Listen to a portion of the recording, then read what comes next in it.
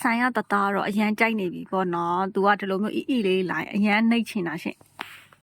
အားလုံးပဲမင်္ဂလာပါဂူပဲရှော့ကနေကြိုဆိုလိုက်ပါတယ်ရှင်ဒီတစ်ခါကိုမင်းပြချင်တာကတော့ကြောင်လေးတွေခွေးလေးတွေပေါ့နော်အခုလိုမျိုးရာသီမှာ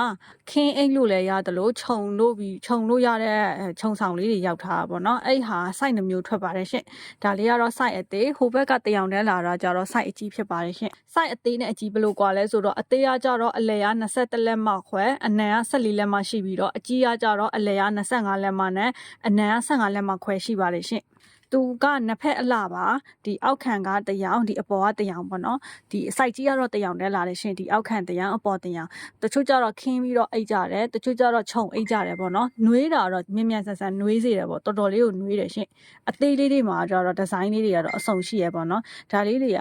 ဈေးကလည်း1000စောလောက်ပဲဆိုတော့အဝယ်များတဲ့အကြိုက်များတဲ့ပစ္စည်းတွေဖြစ်တဲ့အတွက်အကုန်မြန်ပါတယ်နော်ဆိုင်မှာလာရောက်ပြီးအားပေးလို့ရတယ်လို့page ကနေပြီးတော့လည်းမာယူလို့အားပေးလို့ရပါတယ်ရှင်အရင်ကြိုက်နေပြီ